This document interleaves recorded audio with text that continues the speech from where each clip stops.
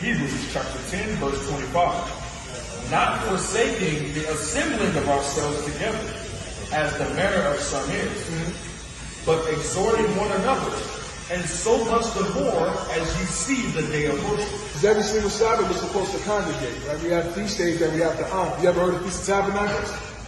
You heard of Passover as well? Yeah. Okay, all praise God. All these are biblical days. What about Feast of Dedication? That's what you heard of that as well?